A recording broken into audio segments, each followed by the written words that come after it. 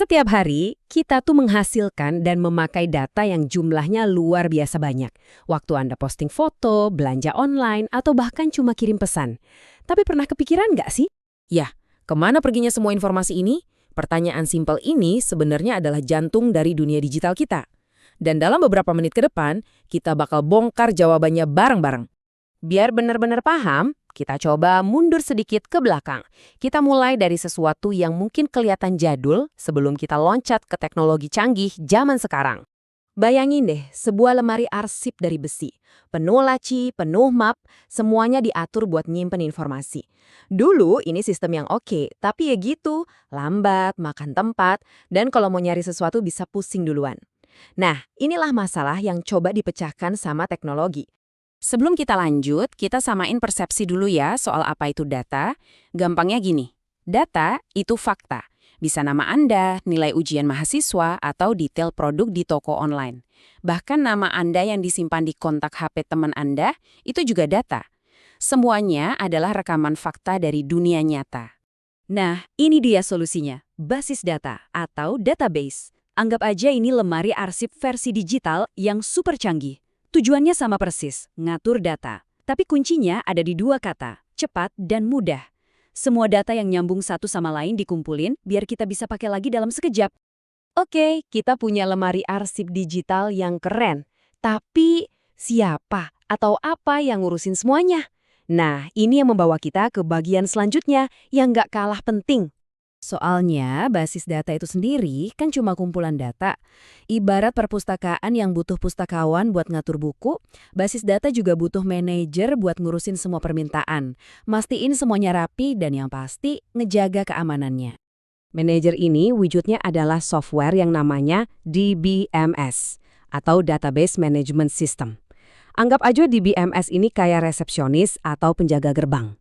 Kita nggak bisa asal masuk dan ambil data. Semua harus lewat dia dulu. Dialah yang jadi wasit dan mastiin semua aturan mainnya diikuti. Sekarang, coba kita lihat gimana semua potongan puzzle ini nyambung jadi satu. Alurnya gini, Anda sebagai user pakai sebuah aplikasi.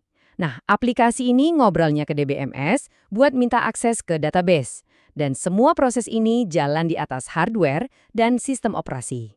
Mereka ini satu tim yang solid biar data Anda bisa diakses dengan lancar. Oke, kita udah punya basis datanya, udah ada manajernya, si DBMS. Pertanyaan berikutnya, gimana cara kita ngobrol sama si manajer ini? Gimana cara kita kasih perintah? Jawabannya, ya pakai bahasa khusus. Kenalan nih sama SQL. Anggap aja SQL ini kayak bahasa Inggris di dunia penerbangan. Mau pilotnya dari negara manapun, mereka semua pakai bahasa yang sama buat komunikasi sama menara kontrol kan? Nah, SQL tuh kayak gitu. Ini bahasa universal buat ngobrol sama hampir semua jenis database di dunia. SQL ini punya beberapa logat atau tipe. Ada DDL, ini tugasnya kayak arsitek, buat ngebangun kerangka atau struktur database-nya. Terus ada DML, nah ini yang kita pakai buat ngelola isi datanya sehari-hari. Dan terakhir ada DCL, ini tugasnya kayak satpam, ngatur siapa boleh ngapain aja. Dari beberapa tipe tadi, sekarang kita bakal fokus ke bagian DML, khususnya ke 4 operasi paling dasar yang jadi fondasi dari hampir semua aplikasi yang pernah Anda sentuh. Keempat operasi ini serang banget disingkat jadi CRUD. Ini singkatan dari Create, Read, Update, dan Delete. Yuk kita bedah satu-satu biar kebayang. Pertama, Create. Gampangnya, ini adalah aksi untuk membuat data baru. Setiap kali Anda daftar akun di website baru, posting status, atau bahkan pas Anda nge-like sebuah foto, sebenarnya Anda lagi ngelakuin operasi create. Tapi jangan salah, perintah create table yang kita lihat ini bagian dari DDL. Tugasnya itu bangun rumahnya dulu. Nah, operasi create dari CRUD yang sebenarnya itu terjadi pas kita pakai perintah insert buat masukin data karyawan baru ke dalam rumah atau tabel yang udah kita bangun tadi. Selanjutnya, read. Ini mungkin operasi yang paling sering kita lakukan tanpa sadar. Tiap kali Anda buka profil media sosial, lihat-lihat barang di e-commerce, atau baca berita online, di belakang layar, tuh aplikasi lagi kerja keras ngelakuin operasi read buat ngambilin data dan nampilin ke Anda. Perintah SQL yang paling umum buat tugas ini ya, select. Perintah ini intinya bilang, hey DBMS, tolong dong ambilin semua data dari tabel karyawan. Simple kan? Ketiga, update. Sesuai namanya, ini terjadi waktu Anda mengubah informasi yang udah ada. Ganti foto profil, ngedit caption tulisan, atau kalau penjual lagi ganti harga produk di tokonya, itu semua adalah contoh nyata operasi update. Nah, di sini ada yang penting banget. Perintah update itu hampir selalu punya teman setia, yaitu klausa where. Ini krusial banget buat ngasih tahu DBMS, data yang diubah yang ini aja ya, biar nggak salah ngubah data milik orang lain. Yang terakhir, delete.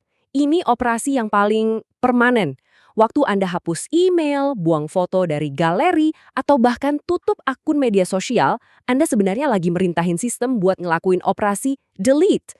Dan sekali lagi, where di sini jadi pahlawan. Tanpa klausa where, perintah delete itu bahaya banget. Bisa-bisa semua data di satu tabel langsung lenyap dalam sekejap. Oke, kita udah ngebahas banyak istilah teknis. Ada basis data, DBMS, SQL, dan CRUD. Tapi intinya, kenapa sih semua ini penting buat kita tahu? Jawabannya ada di sini.